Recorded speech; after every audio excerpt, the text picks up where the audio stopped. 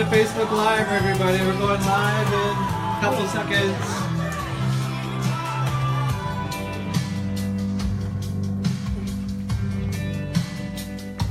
And mics are on. And that was Hannah Jorgis, The Deep End. We're on Talk Recovery, Vancouver Co-op Radio, CFRO 100.5 FM. Welcome, listeners, and welcome to all of you Facebook Livers.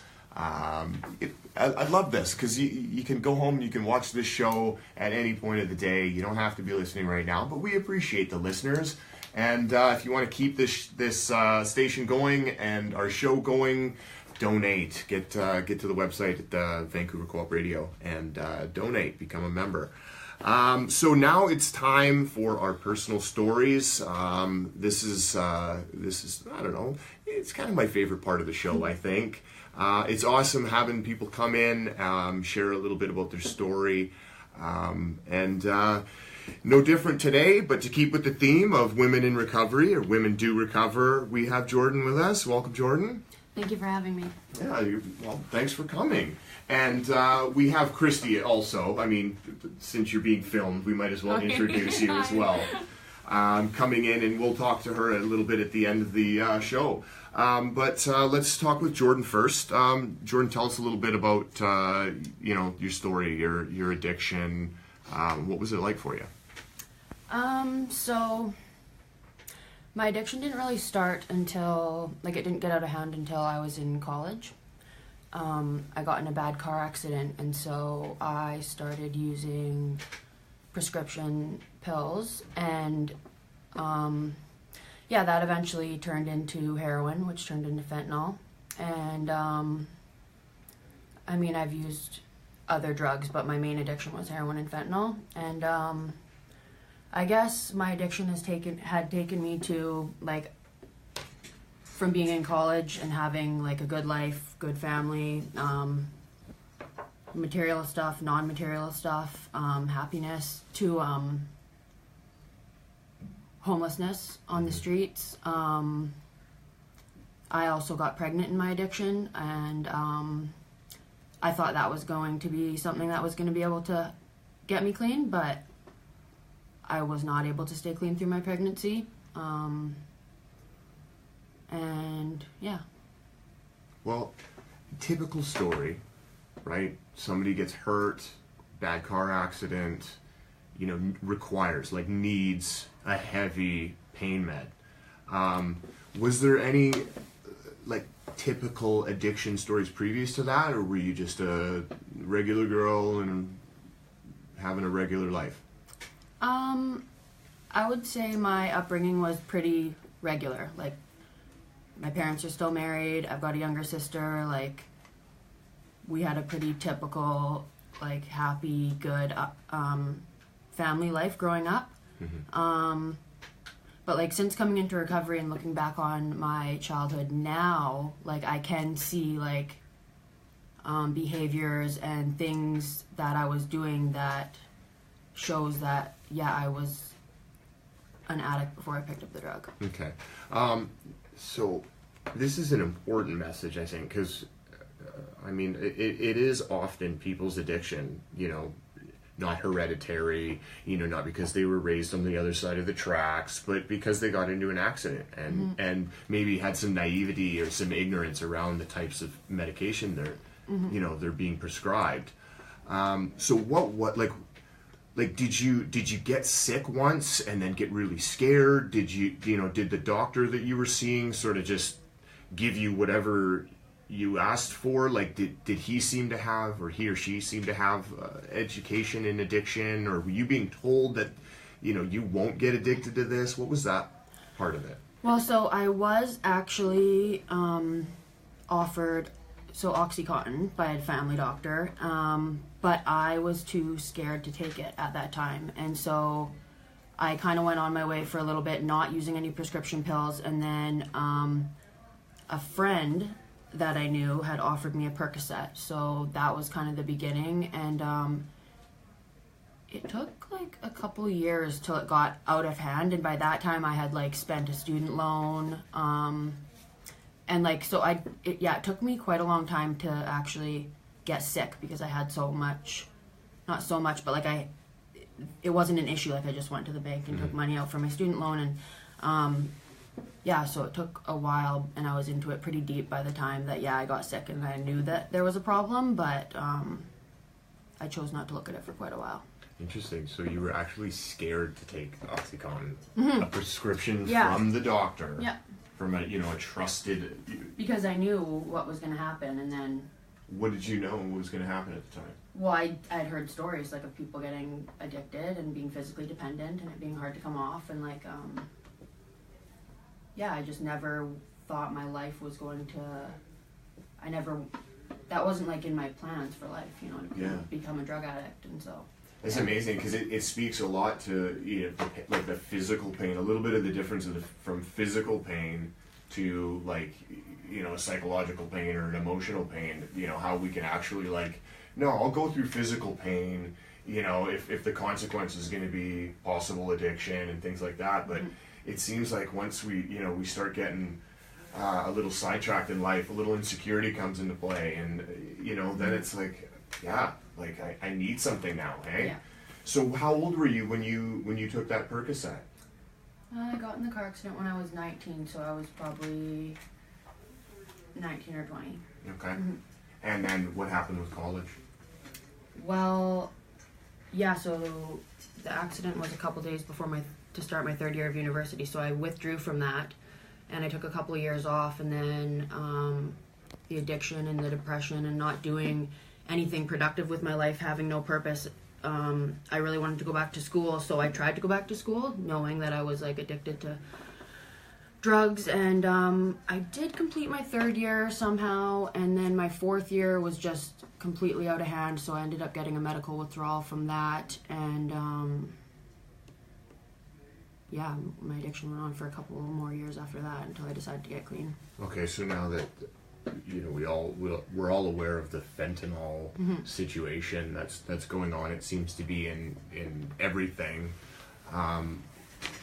Did you know what you like? Because it's so important whether or not people that are trying something for the first time right now, a young girl, such as yourself, in these similar situations. Did you know? Were you aware of what fentanyl was? Did you know it was in whatever you were taking? Or was this, at the point where the heroin was not doing its job and you were just looking for a stronger medicine? That's a good question. So, I started using heroin when the medical system changed the oxys to the kind where you weren't able to crush them down and snort them. So, I started using these fake oxys, they call them, but they're actually made of fentanyl, and I didn't know that. And then, so I already had become addicted to it, and I didn't even know. And then I started using heroin, and no one really was talking about fentanyl at this time. This is quite a number of years ago, and I guess we had been using it for probably a year, and just fully addicted to it. And it was the only stuff that we wanted, and we liked it. And it makes sense now, but I had no idea at the time that I'd become addicted to fentanyl. So what led to treatment? I mean, family must have been concerned over this, last year. Was there multiple attempts of trying to stop? Tell us a little bit about that.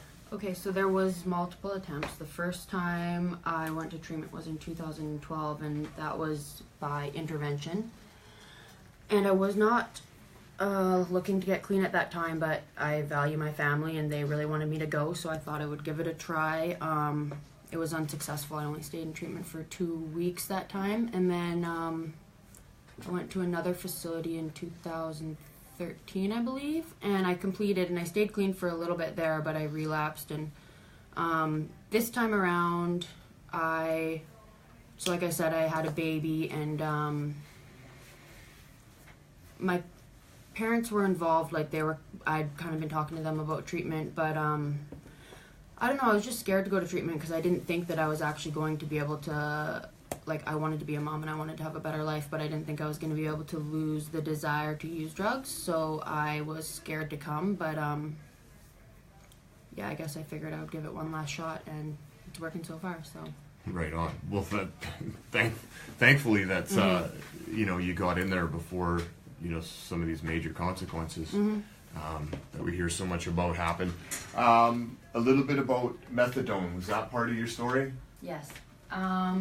Yeah. So, well, because I was using when I got pregnant, so my doctor suggested to me like you need to get on methadone and stop using everything else that you're using. So I did get on methadone, and it was kind of, well, interesting is for lack of a better word, but so I was on about 150 mils of methadone when I was 6 months pregnant, and that's quite a lot for like the body weight that I was, and like they just upped me in a really short amount of time, and so my son was born addicted. He spent 2 months in the hospital having to come off of that taper because that's a lot for a tiny little baby to be on, and like they just said like the solution will be methadone, but like there was no other discussion about anything. Like, I mean, obviously I still was like completely living this lifestyle, and like there was no solution around it. So it's like they just said like, here's methadone, this will be the solution, and your baby's going to be fine. But I mean, really, like, it didn't really change anything except give me more drugs on top of what I was already using. Right. So yeah. Well, it sounds like a crazy protocol. It makes no sense at all. But this is the world we live in, and if your story and the lack of education or the what I mean, like, I know it's not like we're ones to go out and do research, while our life is snowballing, but this could be the research for someone, right? Yeah. So that's handling a lot of difficulties, like a lot of pressure, a lot of people telling you, what to do and what's best and what's best for your baby, and so where did it go from there? How did you get then into treatment for the last time? Well, I did something to upset my mother. And so she basically said, like, you have a week to, call Westminster House, or I'm gonna phone the police on you. So I said, nice. Yeah. So I stole from her. And so, she gave me that decision to make. And so I waited a week and I called Westminster House, and I ended up going there, and I stayed and I completed treatment. I went to the transition house. I took part in the aftercare program there, and I've managed to stay clean. So is your son in your life? Yeah, I got full custody of him at 6 months clean, which is really awesome. So I've had him living with me full time for over a year now, and my ministry file is closed, and yeah. So 6 months clean. How old's your son? He's 2. He turned 2 in September. Oh.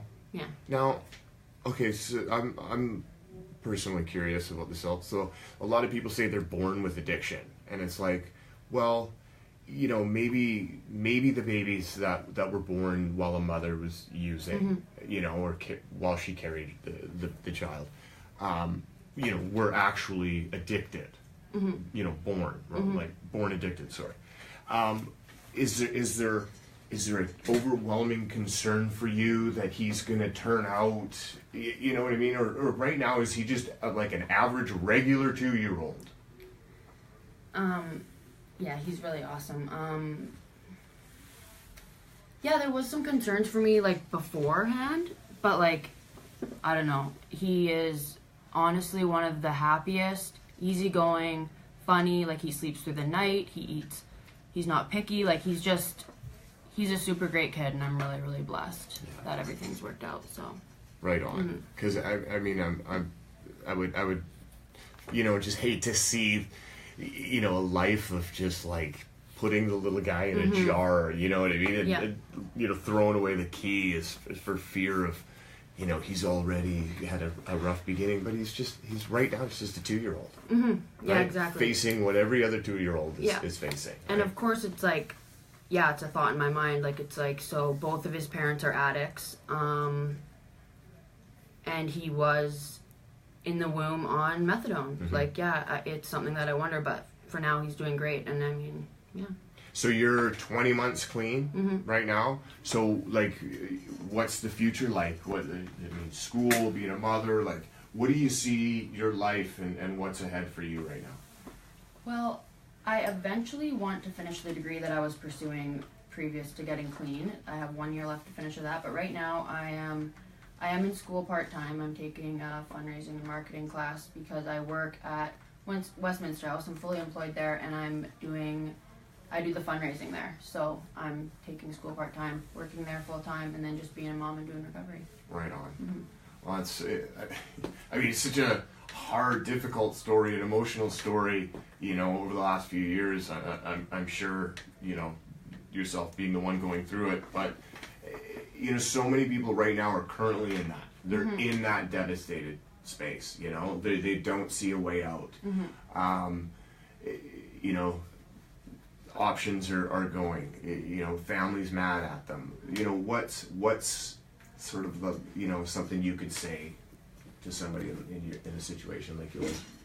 Well, I just want to emphasize that there is hope for everyone, and like, this addiction can happen to anyone. Like, it doesn't discriminate. Like, I mean, like I said, like, my family upbringing was great. I was in school, I did sports, like, everything was great, but yeah, it can happen to anyone, and anyone can get clean.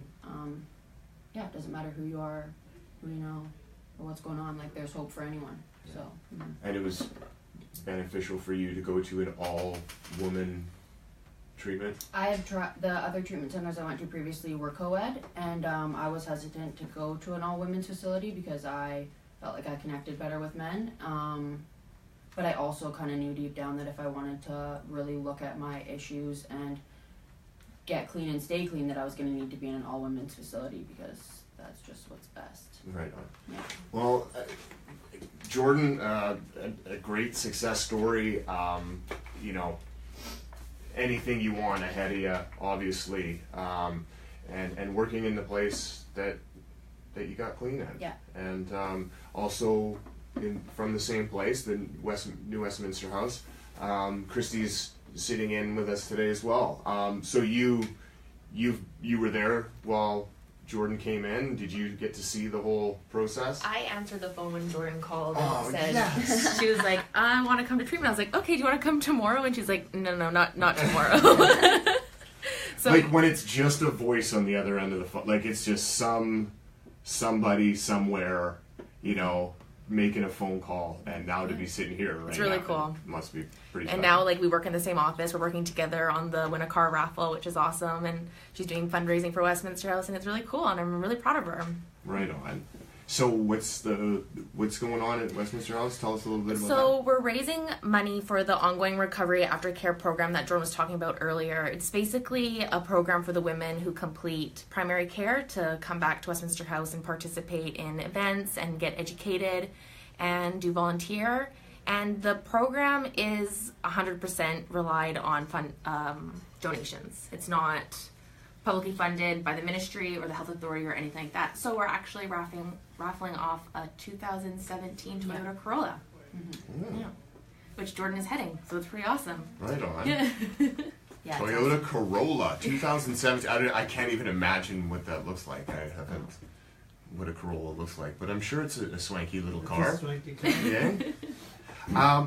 So being there right from that initial first phone call, I mean, this is sort of the reward of working in a treatment, right? I mean, Yeah, it's great. It's not all like this.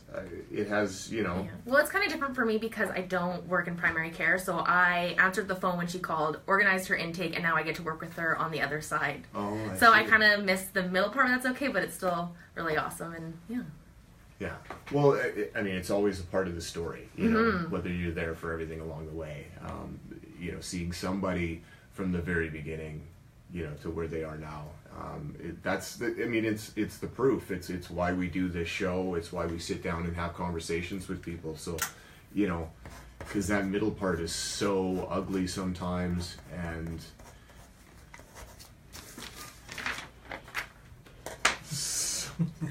so disruptive. Why don't you just film yourself, Giuseppe, when you're doing... So Giuseppe's writing notes during our interview right now, left-handed and upside down. Yeah. Can you read No, I that? got that. So basically, if you want to support our ongoing recovery program to help people like Jordan, you can buy tickets for the Win a Car raffle at our website, westminsterhouse.ca. Is that what you want? Oh my. I'm sorry, that's funny. Tickets are $25, and yeah, all the proceeds go towards the ongoing recovery program at Westminster House. Well, this is a lot of why we do the show. Like your story, Jordan, like, you know, being able to share, you know, some difficult stuff, like some real honest, vulnerable stuff. And I think it's been the problem for so long through the whole, like, for whenever addiction was invented. You know, that part of the protocol with the invention of addiction was that you don't talk about it. You don't talk about the hard stuff, and then the other person that gets involved with addiction has no reference points to what to do, where to go, how they should feel, and the fact that there's hope on the other side. So, I mean, thanks so much for coming in and sharing that story, your story. Thank you for having us. Yeah. And Kristy, thanks for coming in and being able to read Giuseppe's upside down left-handed message there, because this he tried one over here with me too, and I got that one too. Yeah, I saw it. yeah. Well, so if you wonder why I sort of paused during my interview to gather my thoughts, because I was trying to read unlegible words. But again, thanks for coming in and watching Facebook Live, and thank you to our guests and Dr. Stephanie Covington, who we interviewed first up on the show. And that's all the time we have. Keep on keeping on is the theme of today's show, and women do recover absolutely 100% from, you know, whatever the story was and could be that you can recover. So let's end the show today with a little Rhythms of the Earth featuring Xavier Rudd, and this is Rhythms of the Earth. See you next week.